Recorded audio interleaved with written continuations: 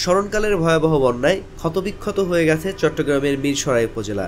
এখনও উপজেলার অনেক নিম্ন এলাকা থেকে পানি নামেনি। এতে এখনও অনেক পরিবারের ঘরে চুলা জ্বলছে না। বাইরে থেকে রান্না করা খাবার সংগ্রহ করে খেতে হচ্ছে তাদের। আমার আলমিরা ছিল, খাড়া ছিল, তারপরে একটা সুবিধা ছিল, সুবিধা এখনো মাটির তলে রয়েছে। মাটি ঘুরে বাইরে ফেললে এবার কি আছে না আছে এটাতে কোন যাবে না, কারণ আমার ঘরে যা কিছু আছে আলমিরাতে আর ইয়াতে আছে সুবিধে। উপজেলার জোরারগঞ্জ ইউনিয়নের পরাগলপুর গ্রামের বৃদ্ধা শিউলি দাস, তিনি কান্নাজনিত কণ্ঠে বলেন, সাজানো গোছানো ঘরটার কিছুই যেন অক্ষত রইল না। খাট, পালঙ্ক, টাকা পয়সা, স্বর্ণালঙ্কার, দলিল দস্তাবেজ সব বন্যার পানিতে ভেসে গেছে। খাট, আলমারি, শোকেস, বাড়ির কাগজপত্র যা ছিল সব চলে গেছে। এখন আমি কিভাবে থাকি, আমার থাকার ব্যবস্থা আমি সরকার কাছে এটা আবেদন করি। একটা ছাদের উপরে রয়েছি দিয়ে কোনো রকম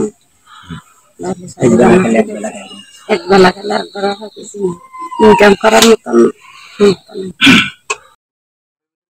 সব হারানোর এমন গল্প একটি দুটি নয়, শত শত।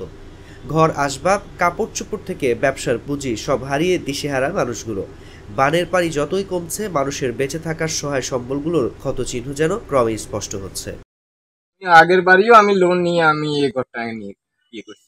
আমি গ্রামীণ ব্যাংক থেকে 1,00,000 টাকা আমি লোন নিয়ে এই ঘরটা কোন রকম মেরামত করছি।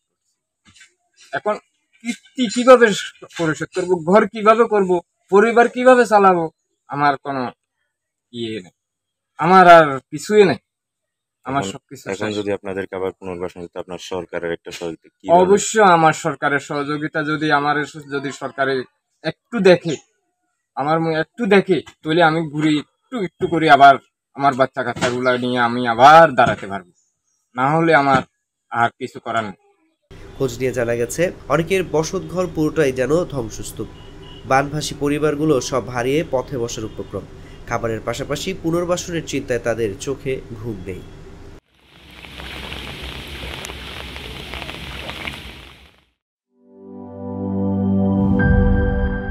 র‍্যাকটা তো অনেক সুন্দর, শুধু সুন্দরই না, মজবুত। আরে ভাবি, আরএফএল র‍্যাক হচ্ছে একদম হাজবেন্ডের মতন। সুন্দর আর মজবুত না হলে কি এতদিন থেকে? ইতালিয়ান প্রযুক্তির ভার্জিন হোমো এবং কো-পলিমারের ব্যালেন্স মিক্সিং এ তৈরি হয় আরএফএল র‍্যাক। আর UV stabilised colour master batch RFL র‍্যাককে রাখে দীর্ঘদিন উজ্জ্বল। আরএফএল র‍্যাক, গুছিয়ে রাখুন আপনার ঘর।